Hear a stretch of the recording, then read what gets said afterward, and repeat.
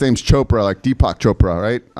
I do a lot of meditation, a lot of visualization. And so when I met Smiley over there, that's his nickname, Smiley, I just thought, wow, this guy is just so happy. Why is he so happy? I wanted to figure out why is he so happy. He's happy because he's bought and sold over 3,000 units in the past 6 years.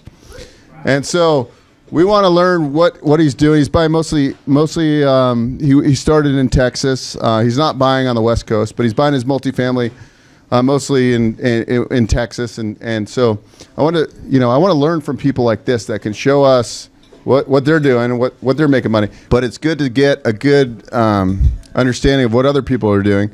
And I think he just exited a property he's going to show us a case study on, which is like Stuart over there, he does some big exits on some of his flips. But, when I see the numbers on the multifamily, I'm like, well, that's like 10.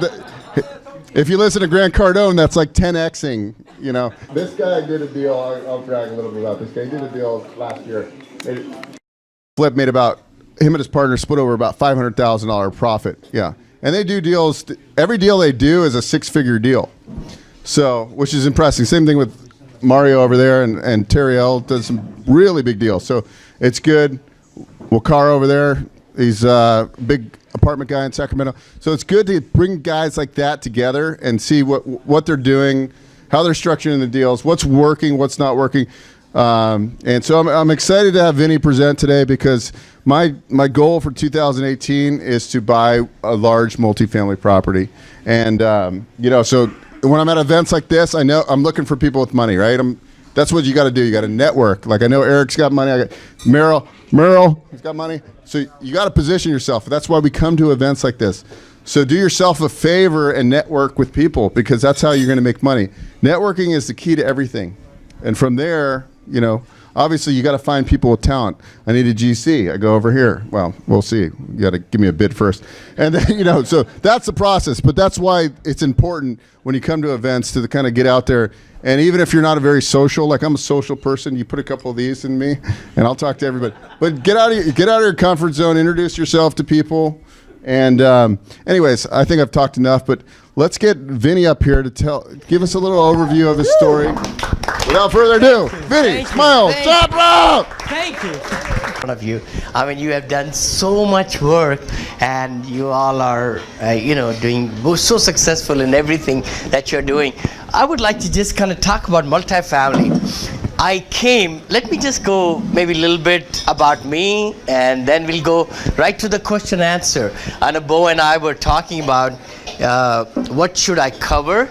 I've got so many presentations that I've done so far, and I've been on also radio shows and also on podcasts. If you could just Google me, Vinny Chopra, just like on Google, just say Vinney Chopra, you'll come to all my different videos and podcasts and everything. I've done 27 of them so far with different shows and things like that, or in multifamily. I actually grew up in India, in New Delhi. I was born in New Delhi and did mechanical engineering. I went to high school, of course, there, and mechanical engineering from India. Entered USA with $7 in my pocket. That's all I had back then.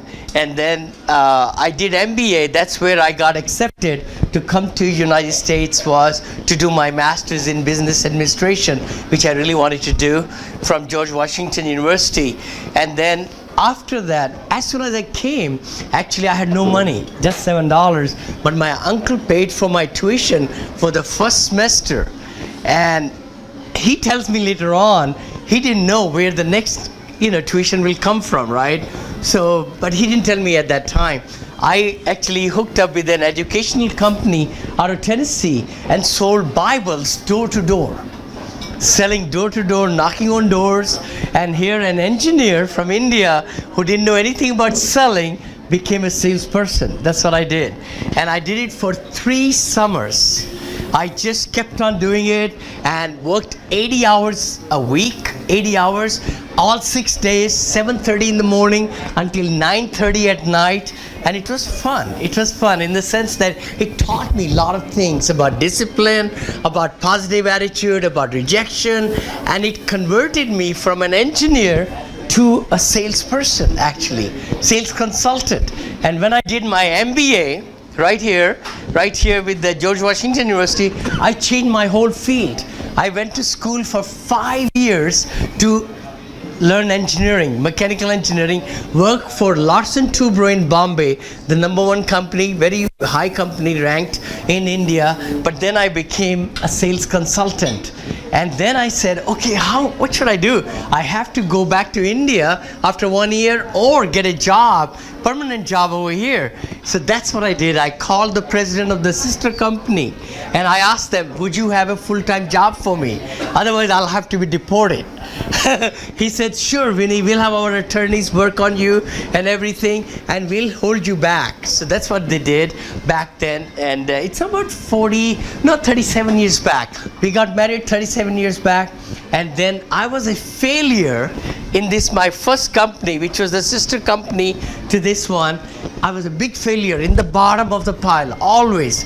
All these reports come in and Vinny Chopra is at the bottom. You know, but the thing was, I'd never give up. I said, you know what, we're gonna figure it out. Why am I at the bottom? So anyway, rest is history. I grew my sales about 81%. They made me a leader and moved me to West Coast from Ohio. So I was in Ohio and then I came to California. It happened to be when I was sitting down with my president, I had grown really good in sales. And then he said, Vinny, we are sending you to to California. I said, California where? You know? And then San Francisco was on my side of the map. Los Angeles was on his side of the map. So I looked at it, I said, you know what, looks like this. There are 3 airports over here. So I think I should move over here. Tom, what do you think about it? He said, yeah, that's fine. So they sent me over here for about a week, for a month actually. We stayed in the hotel in Hayward. Rest is history. We've been here 37 years and married also 37 years. We have 2 children, son, Neil and Monica, which are right over here.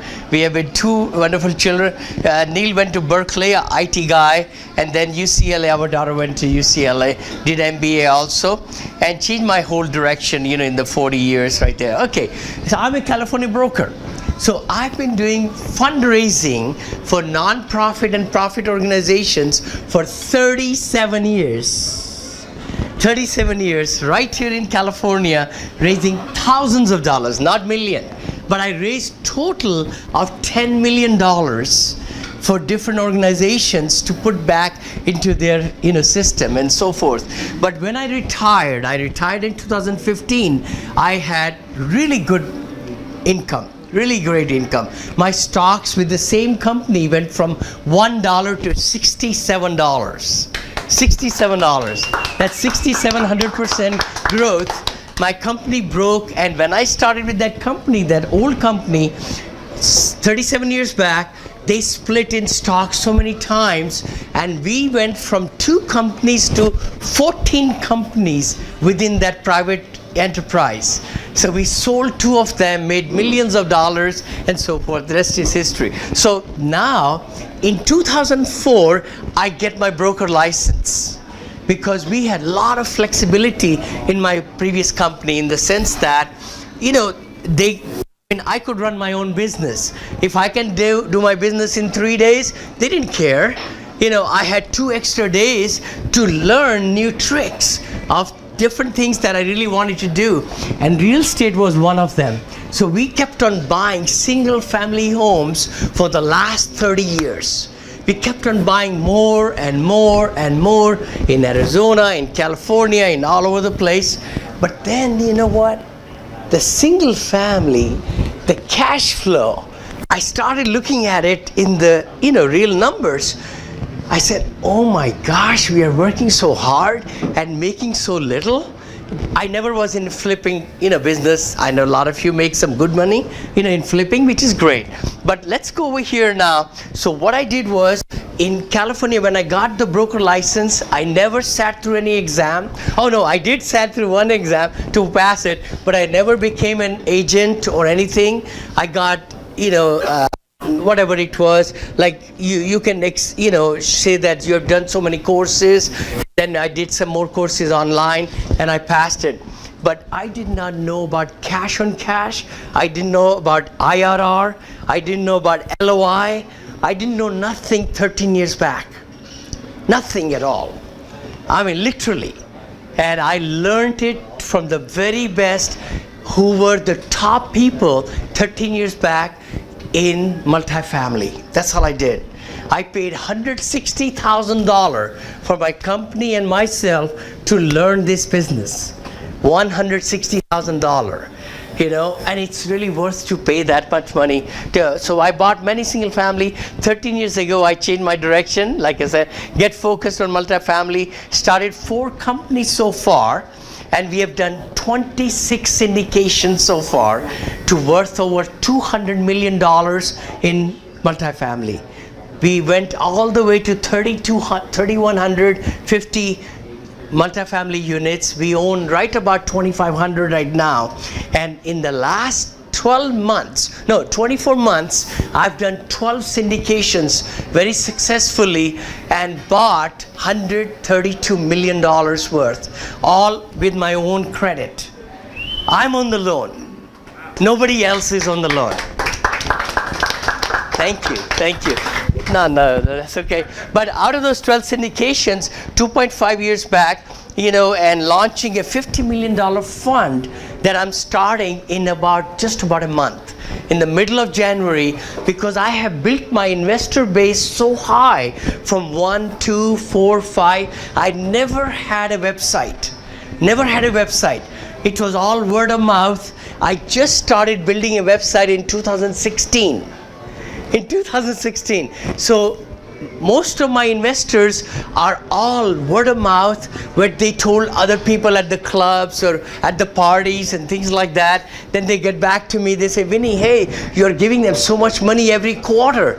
We want to make it too. So let's talk about it, what kind of money I've given. All right, let's talk about that. So it's been a pretty good thing, let's see, okay, we did that.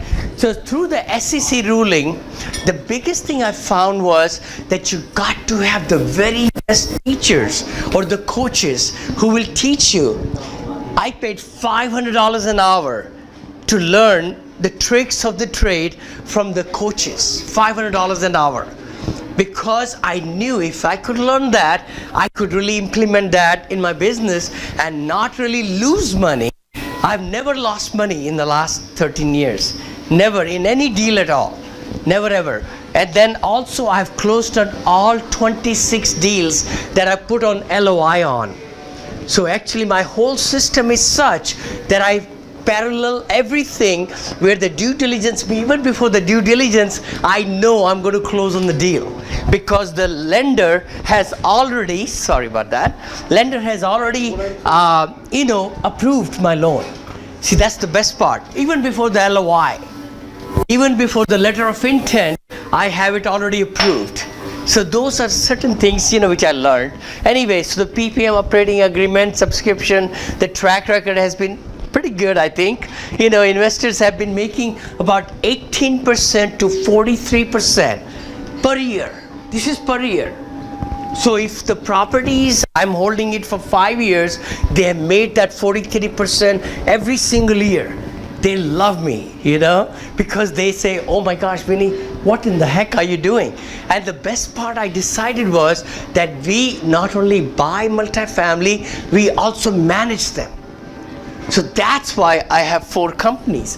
One is my old company with a partner from a school teacher from San Jose. I met her at a seminar, which is okay. And so we have one ideal investment company, one ideal management company. We own both of them. But then we started Monil, which is our kids' name, Monica and Neil, kind of combined them together into Monil, and that we started 3 years back. So we have $132 million business in that one, multifamily, in just our own 100% owner of that business, so that way. So this is over here, they come as, Class A members. All the investors come as Class A members. My company and I come as Class B member. in the PPM, in the private placement memorandum. I have kept the same syndication attorney, #1 in the USA, Gene Trowbridge and Kim Taylor. You know, and I can give you all these names if you would like to, you know, so that you could contact them, and they do fabulous job. I've always kept the same team people with me throughout all these 13 years. My real estate attorney is in Dallas, Texas, Milton Coldgrove. I only met him 3 times in 13 years. Just 3 times, belly to belly. But he works so hard for me to make sure that everything is taken care of, and I have to just sign. Every single thing in my companies goes through him. Every single thing. When he writes me a invoice for $5,000, I cross it and put 10,000 on it, and I give him back double the money. That's what I started 7 years back. And I just sent him to Hawaii for his wife. I said, have a vacation on me. That's the way you really build. And that's what, like my loan broker, I have never, ever filled out a form for my loan broker applications, because Brandon Brown from LMI Capital, the owner of that company, he puts me in front of all the banks. So he has the story. He just says, this is it. You want to loan Vinny Chopra or not?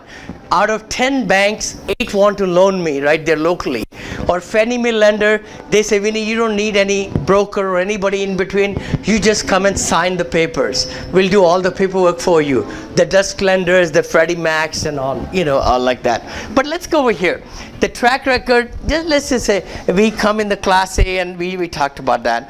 Okay, this is just from my business brochure. I have several brochures. I really believe in virtual assistants. I have 6 virtual assistants right now in Bangladesh, in Jamaica, in Nigeria, in Ceylon, and all over the place. And you can get them, our graphic artist is from Philippines. She's been with us for 4 years, and she's done fabulous job. You could give her anything. She can do everything for $100 or $30 or $40. I mean, you can just tell it, it's amazing. But let's go here. So Vinny's company's track record, Buena Vista Garden, I bought it for $2.4 million. That was my first property I bought in 2000 whatever, and then we sold it after 5 years for $5 million.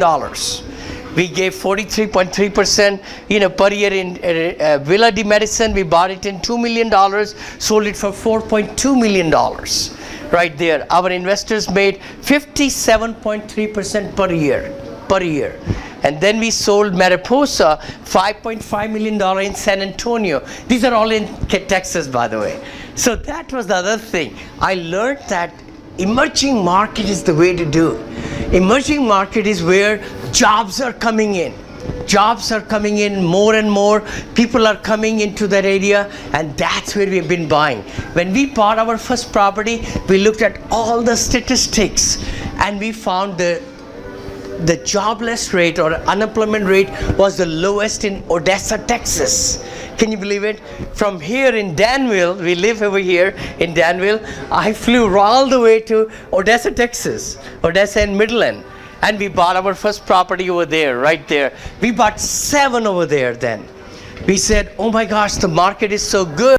Let's just buy all, one after the other, and we kept on selling. These are all over there.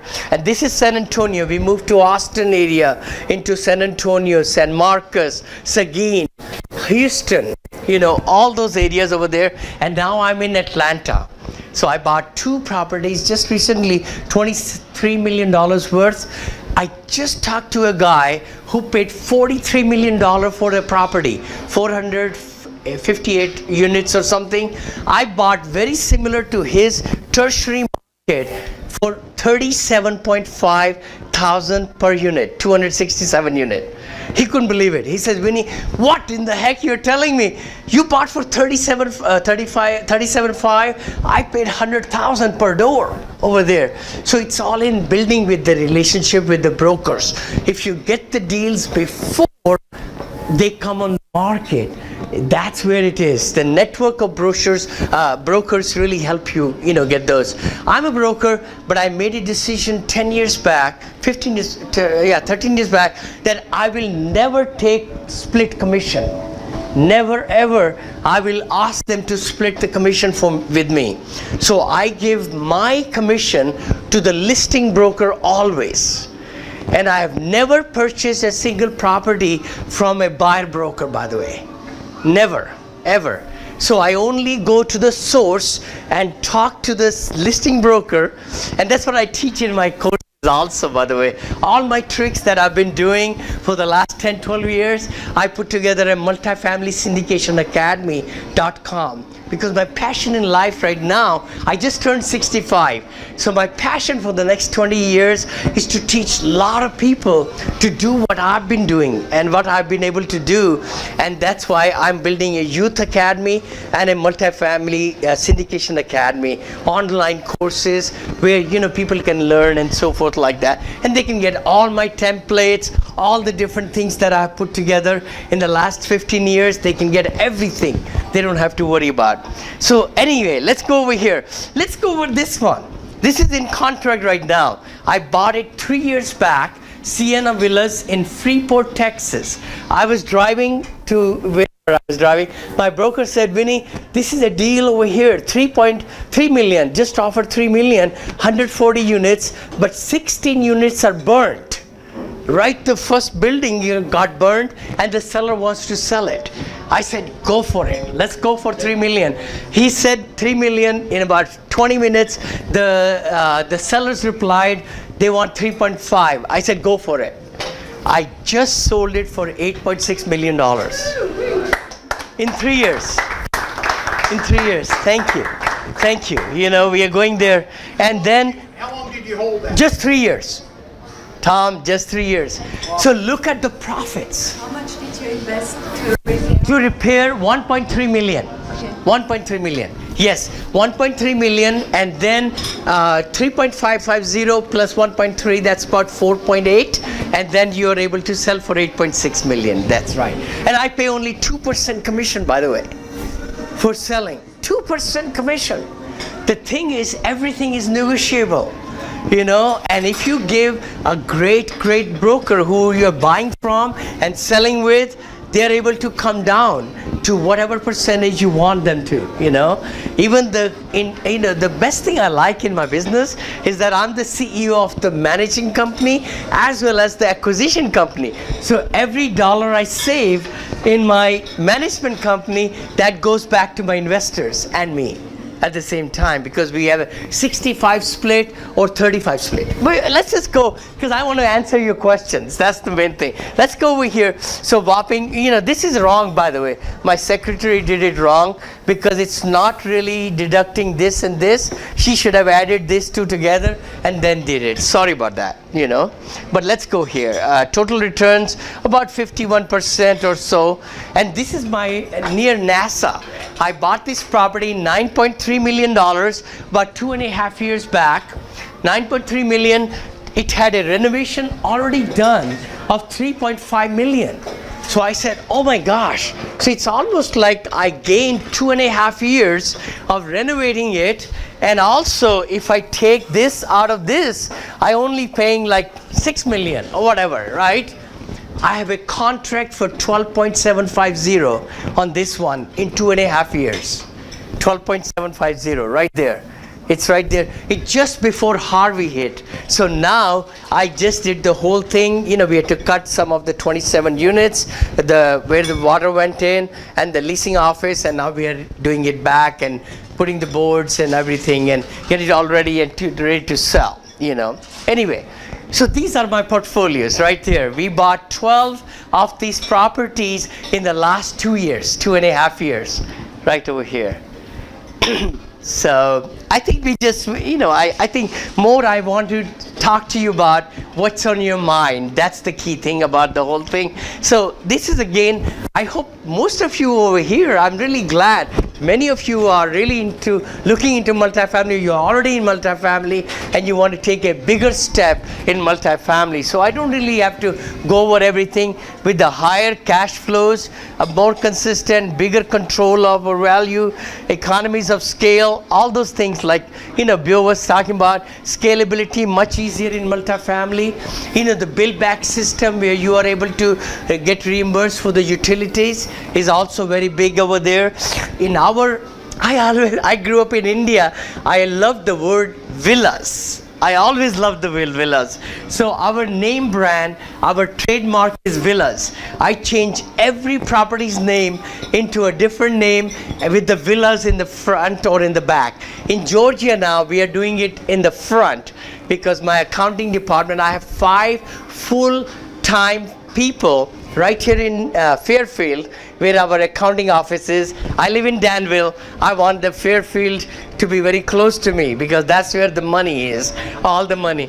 But then we have 67 people full-time now in 3 years that we have built in our company, who are our community managers, our assistant community managers, our lead maintenance, our assistant porters, we call them, and the make-ready people. Then we got the HR, we got the vice president of operation, vice president of finance, vice president of, all these are built in 3 years. Yeah.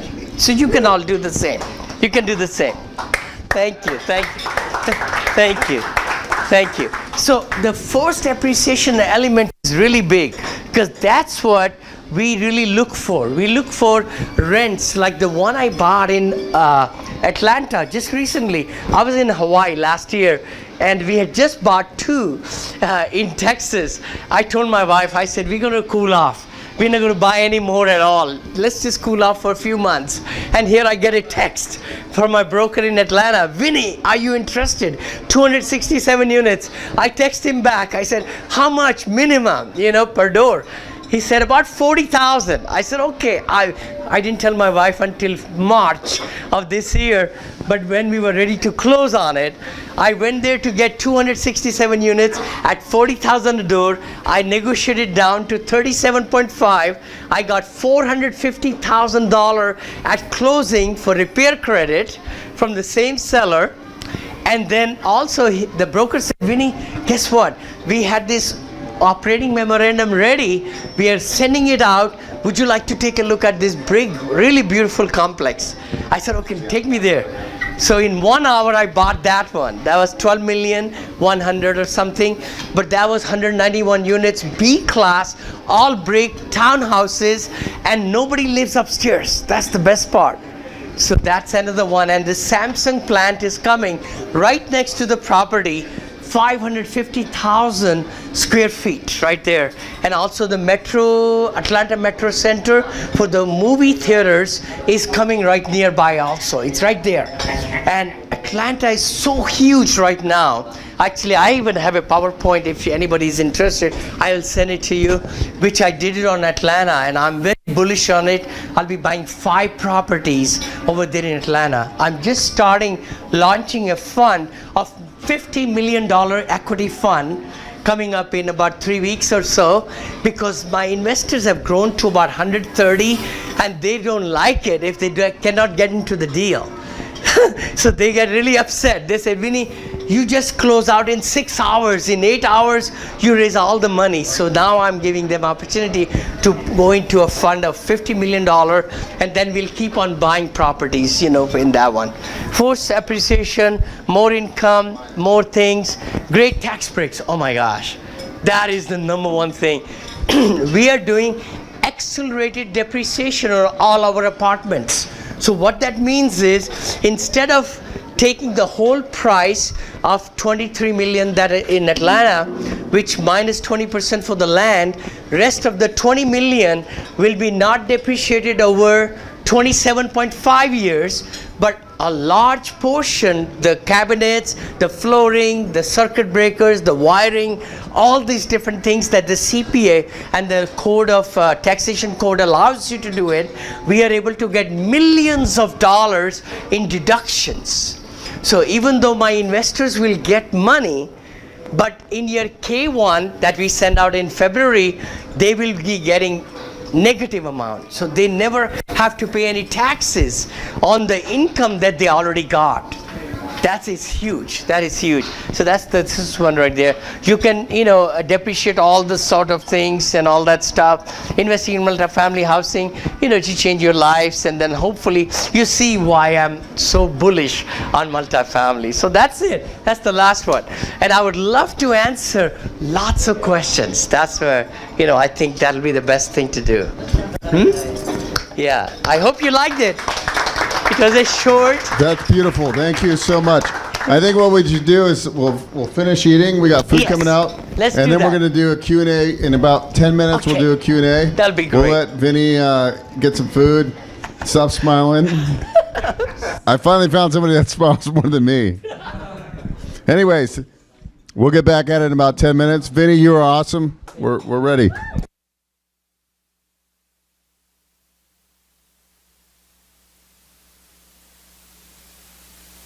So question for you, Smiley.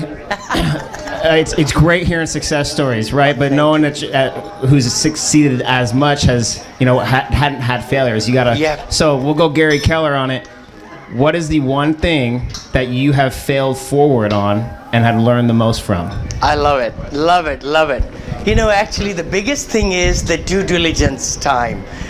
When you have to play the detective role and find out that the numbers that the seller is giving you are correct numbers.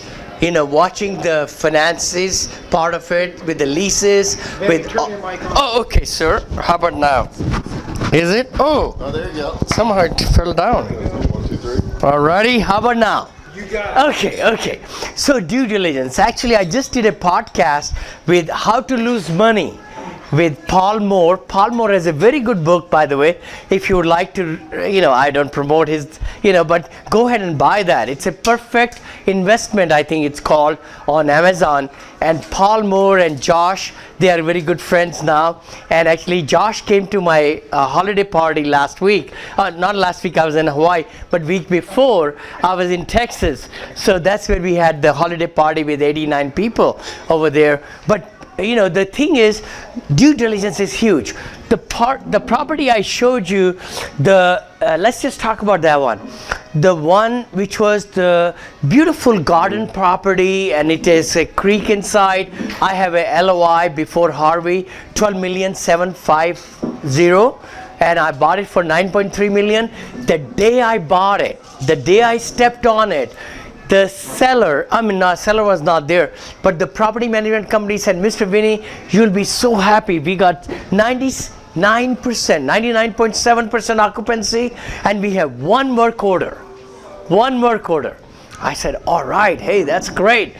Come to find out, they shut down the water, water supply, because something happened or whatever happened the whole weekend. There was so many people in the front of the leasing office and the police and everybody, because they said, how could the water be shut down? It was just amazing. Not only that, after that, next week I find out that the sewer lines were broken. Oh my gosh. They were putting chemicals into the thing, to really take away the smell. And here on Monday morning or Wednesday morning, I find out that the sewer lines, I need to pay $150,000 to fix those sewer lines, to bring them back up and join them together at that same property. Not only that, let me talk about some other thing. Demographics. Who is occupying the property?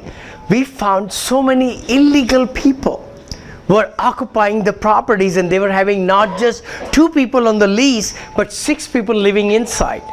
This is the property that has gone through $3.5 million renovations. I made a very big decision. I said, we're going to really change the demographics. We're going to make sure that everybody brings their legal paperwork, and we want to make sure it's in a beautiful part of Houston, very beautiful part, next to NASA. NASA's engineers used to live at that property. 1973 built, but 150 units, but it became a A-class property inside with moldings and everything, beautiful floors, all steel appliances, the whole shebang, right? New balconies, new staircases, new roof, everything's brand new. But I had a lot of problems there, you know. So we learned from those mistakes. Now, I learned from that. That was my second purchase, third purchase. That was my third purchase out of the 12. You know, just recent in this company. So then I went to the fourth one. Guess what? That property I bought for $6,850,000. It's worth $12 million. I didn't show you that one yet because I'm not selling it. It's like a cash cow. I'm making $55,000 a month net, you know, at the end of the day. So I'm not going to sell that. But that's the property where I took my plumber and had them go through the sewer lines with the camera. So they gave me the videotape of all these buildings. They were shut down by the seller. The leasing office was shut down also. They were operating from the 2-bedroom apartment for 2 years. I could have bought that property 2 years back for $2 million less. I had the contract on my hands in 2013. That's the time. And I bought Cambridge, which I sold already with my old company, but then I didn't buy it. But I was looking through this 9 acres of land, beautiful property. It's called Monaco Villas. We changed the name to Monaco Villas in Lake Jackson, and now it's worth $12 million. I bought it for 6.850. I did do the due diligence, which I learned, and then I did it in this one. I got the leasing office done. I got everything. Every unit is all back up, running. We are 98% occupied. Yes, sir. So, here you go. Please. Yeah. In this day and age of internet and brokers and everybody else around, right, and practically everybody knows what the property is worth. It could be worth with a little bit of improvement. Yeah. How would you find a deal in today's market which you bought 6 or 10 years ago? Give me an example, because I'm running into the same problem. Okay, very good question. In Sacramento, at least. No, very good question. I don't know the market in Sacramento. I decided about 13 years back to go outside California because I looked in Merced, I looked at a few other places, and I just could not see my underwriting giving me the numbers, because I need to have 12.5% cash on cash so that I can give to my investors 8 or 9% and keep 3% for me, right, for my company, sweat equity and everything like that. So that's when I made a decision. I will not invest in multifamily in California. That was the best decision I made, and I went to Texas. And that's where I've been, and now I'm in Georgia, in North Carolina this morning, 484 units. I'm looking over there in North Carolina, and it's beautiful property, brick buildings, everything nice. It's a off-market deal, sir. So I have bought every single property off-market, 26 of them in the last 10 years, because I really sold my story to the brokers and told them, hey, I'm a broker in California, but I'm going to work with you, and you'll be my listing agent and buyer agent also. You'll make double the money. And they love that. So I have been purchasing properties where they are just on a napkin listing. In my book, I'm writing the book now, and it says napkin listing, not even pocket, because the same property was shown to me by 6 other brokers, 6 of them, because nobody has the listing.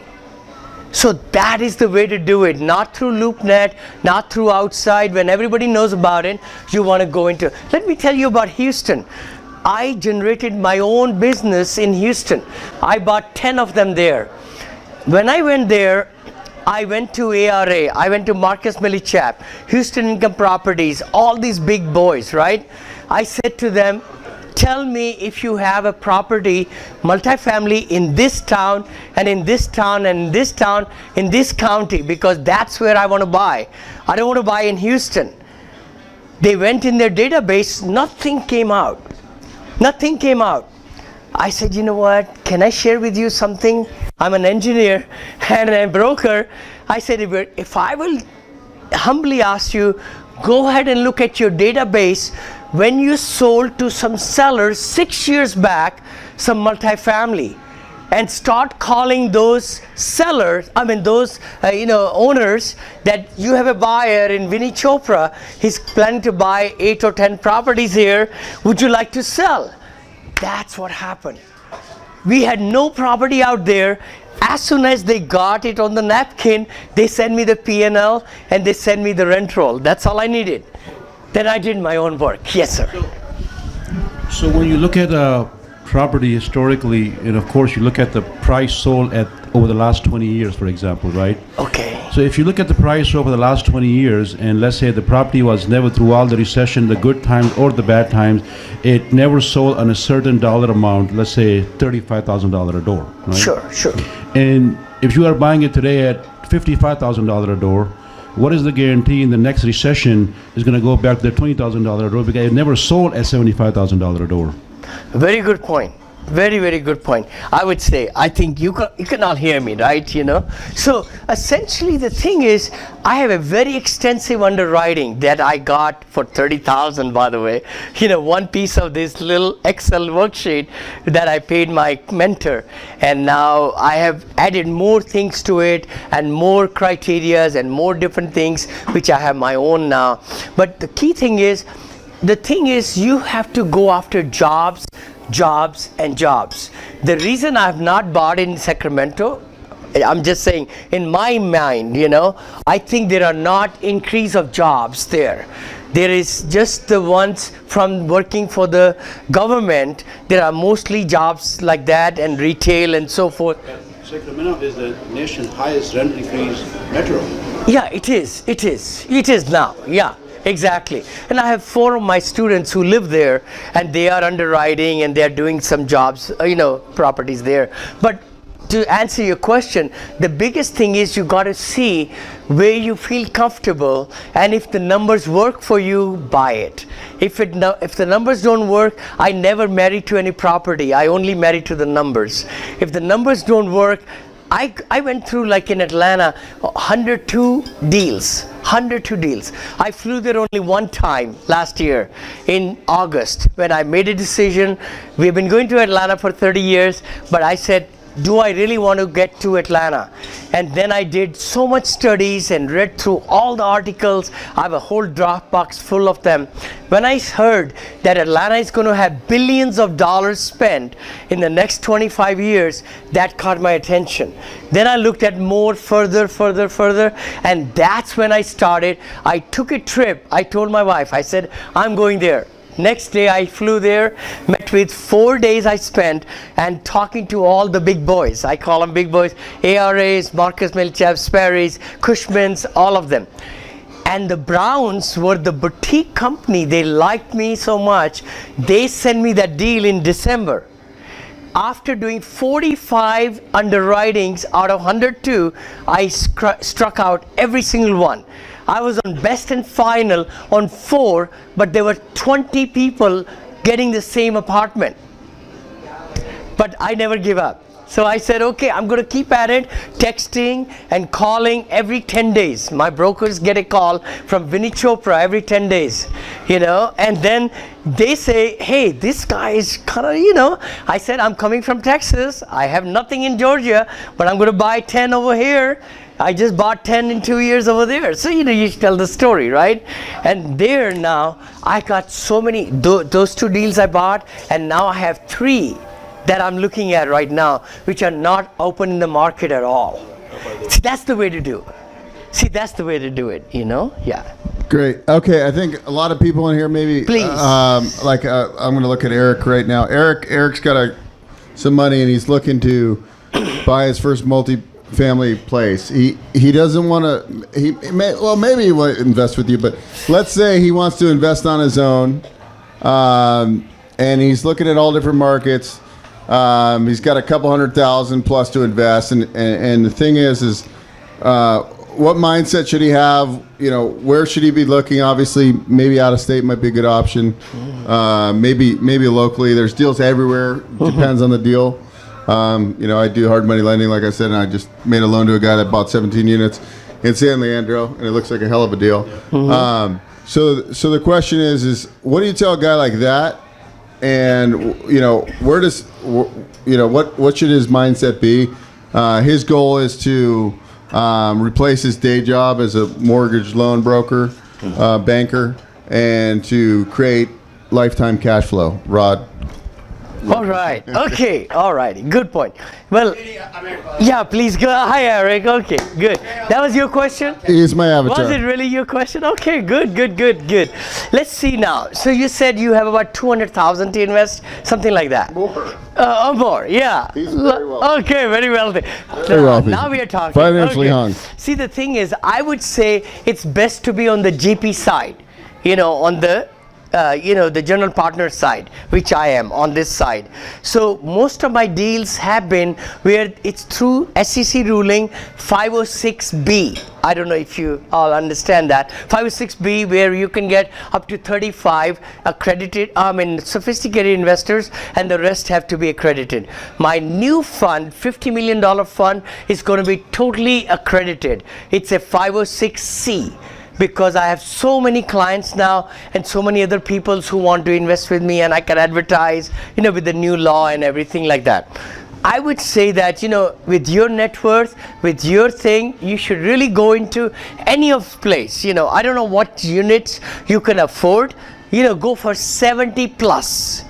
Don't go for less than 70, units or less, because at 70, you can really get a full-time manager, you can get a part-time leasing agent, you get a full-time maintenance, lead right there, HVAC guy. This way you can control and really make people happy at 70 level. Or if you go to 100 or 200, I'm into 400 now, but that's where you go into the bigger deals where you are able to invest more, put more down and so forth. The biggest thing is syndication. Because there is so much money flowing around you. There is millions of dollars around you. It's amazing. And syndication, a lot of people feel that it's so hard. It's not hard at all. It's not. Syndication is just a legal paperwork through SEC ruling. If you have your right foundation, you'll be able to pool all the money from your friends, your relatives, your colleagues and all that. They own part of the deal, right, on the title, but they are passive investors. So they are not really meddling in your way. You are the manager of the LLC and you are the general partner, which I am. In most of my deals, I'm 40%, my investors are 60%, because I buy them so cheap, and I can do my underwriting that I can give them 9% per year returns of cash flow. But in my contract also, I write in PPM that if the property does 12% in their favor, fourth quarter, they're going to get the extra one also. So I'm very open to that. I never have a ceiling in my deals. Never ever have a ceiling where say that, after 20% waterfall or whatever the word, you get only up to 20%. I like my investors to get 70%, 100%. Why not? They brought me to the dance, right? They brought the money. So, yes, sir. Yeah, I think we can cut. Sure. So the invested return is 9% on the money each month, and then you give them a piece of the pie. No, for the year. 9% for the year or 8% for the year. So every quarter, we only pay quarterly in our company, and I have never written a check. My wife has never written a check. We always do by bill pay. So we have 76 LLCs. We set them up in the bill pay at Wells Fargo, and that's all. You just buy the property and you put it in there, and all you have to do is then calculate the cash flows per quarter and then put them in their numbers. Wells Fargo prints the checks, they mail the check and everything, and we have a whole history and the copy of the checks all online. So that's what we have done for 11, 13 years. We have never written a check. So it's not It's not a monthly payout to the investor. No, never. No, I Okay. don't like people really to get small checks. I want them to go to the mailbox and get a $5,000 check. So 4 times the same trip thing. to the mailbox, 4 times and get 20,000 from Vinny Chopra, they will be happy. If they get 1,000, then it's nothing. Easy to pay out. Very 1,000. easy to pay out. I like it simple. Simple systems. I hope I answered that. I don't know. That was great. I appreciate it. Back here. Of Hand the course, mic back, please. there are some investors who would like to invest in the fund, which we are coming out, and Bo is going to be a partner also, and that's where. 60% partner. No, he's adopting me. No, he's adopting me. The best part is, if you are passively looking into really getting great cash flows, all these returns I showed you, they were totally passive. Totally passive. My attorneys, CPAs, my entrepreneurs from this Silicon Valley. I have lots of. I started with one investor. I have 130 now, 130. I have only met with maybe 30 of them, belly to belly. 100 I have not met them at all. I met them online or go to meeting or like that, or FaceTime like that, because you have to build relationship before you get the money in. SEC ruling, Vinny, Yes, sir. maybe you answered this, or maybe I missed it. No, I would What's love your to. percentage? Oh, it is very good. It's 40%. Okay. Yeah, 40% GP. If the property I buy is really strong Right. and the numbers work, I do in my underwriting, sir, 40% to myself in cash flow and 40% at the equity return also. Or 35 is the minimum I go. Otherwise, I don't buy. When you sell a property, then you take 40% Yes, off sir. the top. Off the equity. I got it. Yep. He doesn't take, he earns. He earns, yeah. And by the way, I make 4% acquisition fee up front. But the best part is, I want to share that with Bill also, that every single investor, if they put 100,000 into the deal, they get paid on 100,000, no discount. So what I take 4%, my acquisition fee, it does not come out of there at all. They get paid on every dollar they spend with Vinny Chopra. That's the best part. But my money comes from the equity, which I have already made a very good deal in, and we are able to build more equity. And once we buy the property, we are there with Monil Standards, which is our kids' name, Monica and Neil. So we have our own standards, our own employee manuals, our own everything. So we go in there, we clean it up. And make sure that we are able to, like the property I bought, $250 lower than the next door. But this seller was from New Jersey, multimillionaire, never came to Atlanta. And that was the broker who texted me, right? 40,000, and I closed the deal at 39. Then I asked them 38, and then I asked for 450 more on top of it for repair allowance, so all that. So, it's 40-60, sir, or 65-35. No less than that. Yeah, so like as a real estate syndicator, you're either the operator, which is him, who does all the work, Yep. or you're the passive investor, Investors. where you're not really doing the work. You're just You're like not doing anything. You're just like, going to the that mailbox. sounds good. This guy's got a good track record, and you Yeah. invest. So, Yeah. a lot of people getting started don't have the capital, so maybe they can't invest with Vinny, right? But if you have a lot of money or some IRA money or whatever, Yeah. that's where people invest passively into a syndication, and then you're looking for security, and you're looking for what the upside potential is, right? Because that's how syndication works, really. So it's it's a way to scale. Some of us here aren't going to be syndicators. Some of us, like Eric, might want to just, hey, I'm comfortable buying this 30-unit building in San Leandro, and that's maybe what he does, and that might cash flow him enough money where he's good.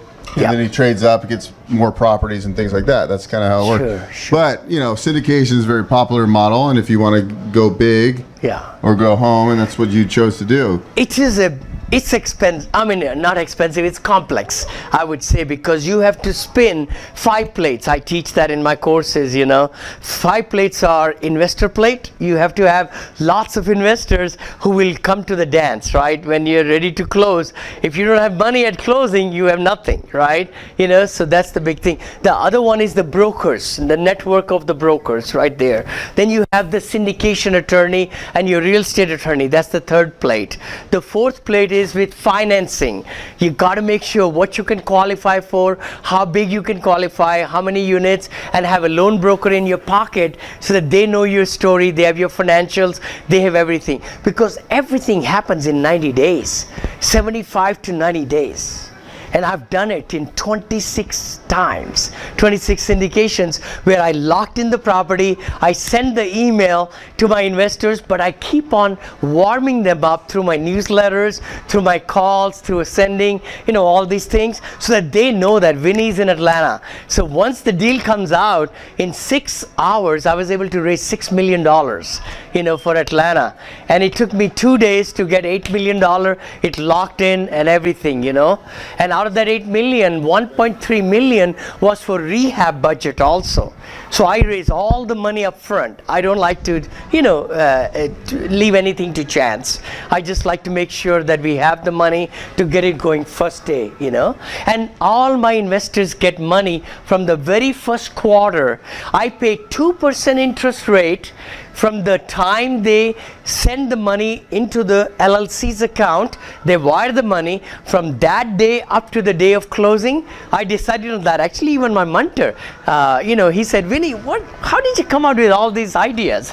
So he says, I've had so much trouble getting the money at the closing time. Some people are saying I changed my mind, this and that. I said, guess what? I give 2%.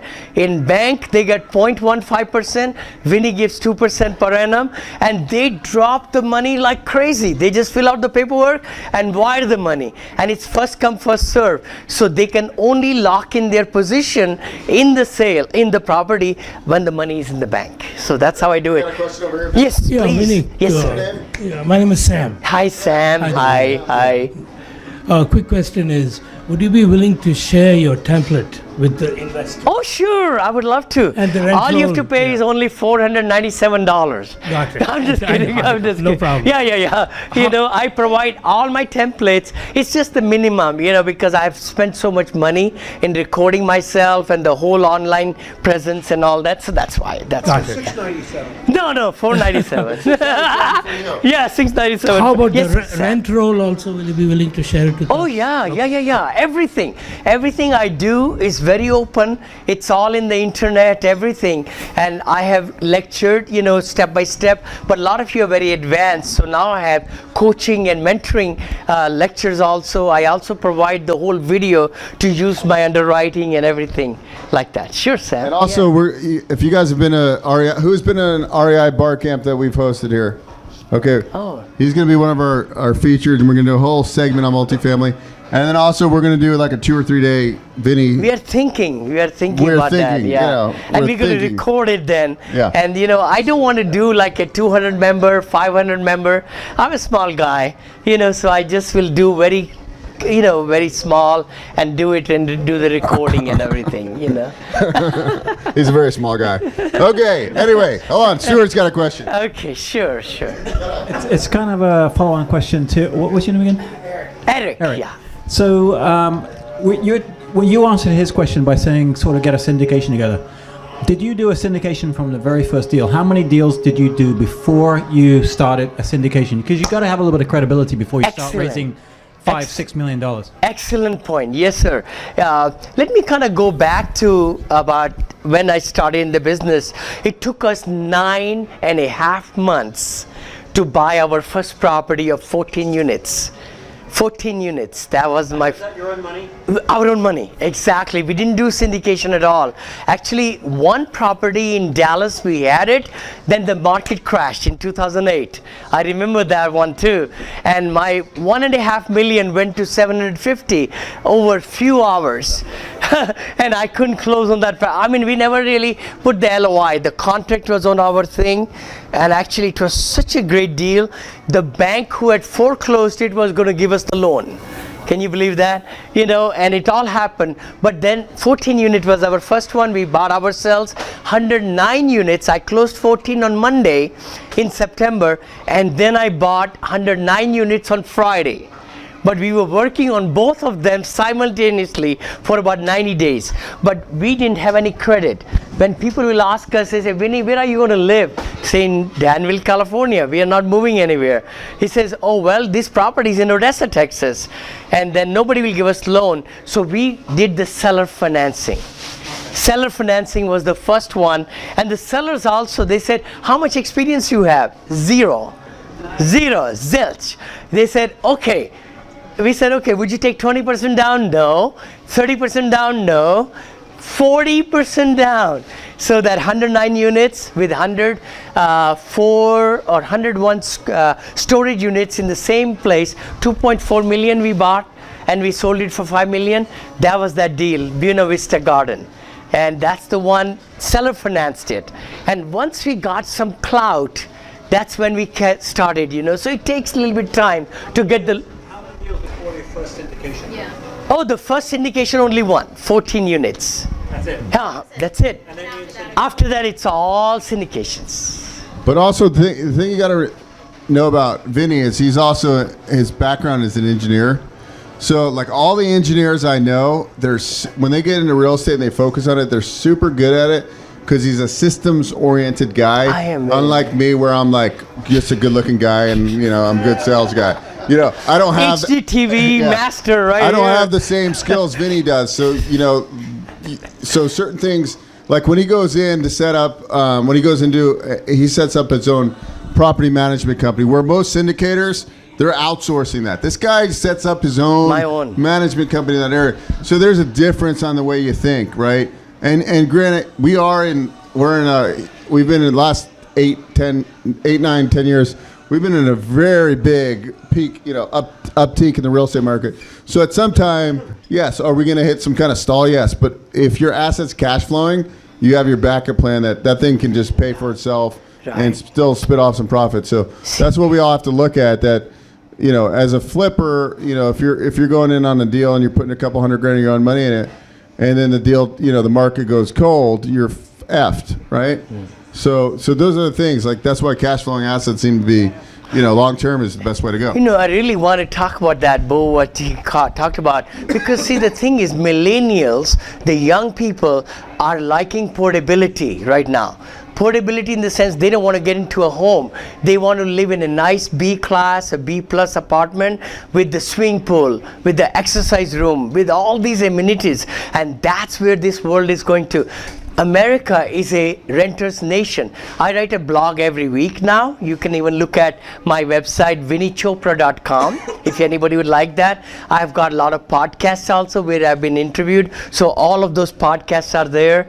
And I'm getting about close to 40 to 50 opt-ins, you know, to learn from me and my business and all that, you know, which is kind of good. But the part is that, which I really like, what Bo said, baby boomers, I'm 65, but I have a goal for 20-25 years to really make a difference in the lifestyle of the retiring people. I'm retired, but I want to really give them the really great returns. Banks are not going to give it. Stock market, maybe 8%, 10%. It's pretty high. I think the correction is coming. I don't know. But anyway, but the real estate, especially multifamily, is the place to be at, really. You know, with the millennials, with the baby boomers, kind of downsizing, they're coming into apartments, senior homes. I just heard, right, one of us. Yeah, wonderful. That's so amazing. Because yes, sir. Yeah, I mean, that is the great place to be at, you know, in the senior centers and active ones or assisted living and things like that. Yes, sir. I have 2 questions. Please. First one is when you buy in a syndication or the LLC, what is the percentage of the loan ratio? Is it 70-30 or what do you buy, or is it all cash? Okay, no, good point. I've never bought cash. I don't believe in buying cash. You know, the good part is if I can get a 80% loan, that's my best one, because I would rather take a 4.5% loan from the Fannie Mae or Freddie Mac or a local bank rather than giving 20 or 30% to the investors, right? So the less the money I have to raise, the better it is for me as a general partner. So that's why I go for 80% loan. The Albion property, that first one I bought out of the 12 in the last 2.5 years, Albion property, 192 units, 8.7 million. It was so good deal that the Fannie Mae gave me 18% loan on it, 18% down. I couldn't believe it, because the appraisal came almost 900,000 more than what I paid for. So that's the way to do it, sir. Yeah. And the other thing is, on your operating costs, the typical underwriting is between 25 and 35 to 39. No. What are your operating costs? 50, because see, the thing is, we operate the whole property meaning every single dime, taxes, insurance, advertising, administration, management fee. Oh, by the way, I didn't mention you. I get paid 4 times. I get paid 4% when I put the deal together. If it's a $23 million deal, I made $910,000 that day, right? Which was a couple of months back. But then also I control 40% of the deal. So when my investors get paid every quarter, guess who gets paid? Vinny Chopra gets paid, because 60% is going to the investors, 40% is coming to Monil Investment Group. Then we charge 4% to manage it now. So if we collect 150,000 in a year, in a month, then guess how much? 6,000 of that money is coming to Vinny Chopra's other company, which is Monil Management Group, which is our sister company, right? So when you write the deal, when you present the deal to the bank, you tell them that your expenses are at 50%? Yes, sir. Easy. 51, 52, 54. And then I show them my pro forma, where I will come in and put value add and reduce the expenses to 41 or 43 or 44. Depends on the deal, But usually we underwrite at least with the loans 50% easy. But in reality, what are the expenses to the investors? 50%. About 50, 51%. Or even 46%, because we also put payroll, every single thing. See, when the investors are looking at the profit and loss statement, it is the total income minus all the expenses. Then comes the NOI, right? Net operating income, minus the capex, minus the mortgage interest and everything. So the net cash flow, which I'm making a lot of our properties, is 35,000 so per month. That expenses include the mortgage expense too then? Oh no. no. Yeah, it does. Okay. At the bottom of the line. So after the NOI comes the mortgage and everything. So the 50% include the No, it does not. No, sir. No, not at all. Okay. No. 40%, 50% is the total operating expenses. Taxes, insurance, everything except the mortgage expenses, right? Exactly. Okay. Exactly. All right. Yep. And that's how my underwriting shows you very clearly, and everything, is very up and up. And the good part is that all these investors, all they care for, they can get 0.15% in the bank, or they could get 33% per year. You can choose. Okay, right? guys, we're going to do 2 more questions, and then we're going to go back to networking, and then later on, we could talk about this all night. But I think what we're going to do is, if Vinny will allow me to do an event, and we'll do a case study. Yeah, we're going to do I want to do down and dirty, where we how you found the deal. Walk everybody through everything. I would love it. Because we'll learn that way, because we can go and ask him a million questions. I could take from A to Z. A to Z. We're going to ask Red Pants over here. He's got a question. Santa Claus himself. Yes. He's British. All right, Vinny, so when you're... Yes, sir. With your numbers, with the 50% expenses and everything, when you evaluate a deal, is there an immediate number you're looking at? Like the price point, the listing price, or whatever the broker, your representative thinks you can get the property for, and what the rent roll needs to be Or what numbers are you looking for? Are you looking for a pro forma, an actual? Oh, Where has it got to be for you to kind of get interested? I would love to. Never, ever, ever, ever, ever buy on performer numbers. Never. Because see, the thing is, I'm a broker, right? Here. I never sold a dime as a broker. But the thing is, brokers really make the property look great, and they give you the performer numbers and what it will do in 5 years and 2 years. And I actually bought this property. I would love to mention it. 191 units, brick building. That's the second one I bought in 1 hour, right? But when I went to their office, I literally put 4 holes in their whole thinking and their whole operating memorandum, because they had burned off the loss to lease. They had not changed the taxes, because the taxes are the biggest number that changes when the seller has, bought it like 10 years back, and now you're buying at a much higher price. They had not done that. They had done not several other things. But answer your question, the big thing is you have to look for cash on cash. Cash on cash is the game of the game. What that means is, after you pay for everything, you take the total rents, the RUB income. RUB income is utilities bill back system. In the multifamily, in single family you can do it, but in multifamily you can bill back electricity is individually metered anyway. The residents pay that. We never say tenants, we say residents. So they are paying for electricity. They better be paying for water, sewer, trash, and also pest control. So even though they are master billed to us, maybe like $200,000, in different states you could go back and get 85% of that $200,000. A lot of people don't know that. So that's the first thing we do. Right away, we find out how much is that money we'll be getting as the RUB system and so forth. So When you implement that, do you lose tenants? oh no. We do it. No. We do it. Sometimes they have it already implementing, but not to that degree. So in other words, they are only getting 30%, and we bump it up to as the leases come due. You have to do it all by law, right? And then we also have done where we tell them within 90 days, this is the bill. I don't mind. Everything is clear. In my companies, all 4 of them, our investors can get anything they want.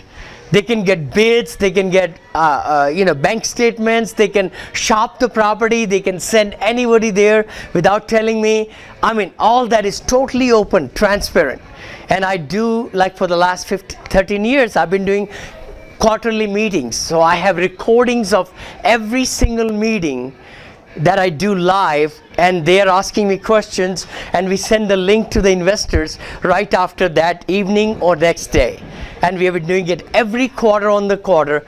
I have like so many properties, so I do it all them, and then as we sell them, we show them. As we buy them, we show them the whole closing statement. So I do like 1 call every month for 4 months in a row. Every month, so that I want to tell my investors, this is where the money came in, this is where it is, and this is what we are doing. All very clear, very, very frank. So answer your question, sir, after you take all the income, then comes all the expenses, right? Expenses are everything. Payroll, by the way, is the biggest one. So you got to figure it out how much you're going to pay for payroll at that building. If it's going to be 4 employees or 5 employees or 3 employees. So every dime that is spent on the property is in the P&L, in my underwriting, everything. So then it comes the net operating income.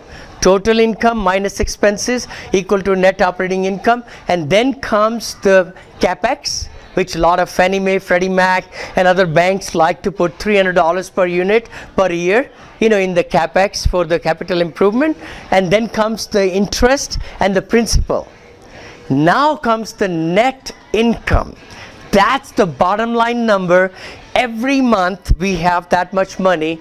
You combine all that for the whole year, divided by how much money did you invest into that deal. That's cash on cash. So cash on cash in my numbers has to be 12%. 12% minimum. I have bought properties with 16% cash on cash. I bought for 18% cash on cash, and cap rate doesn't matter. I don't care.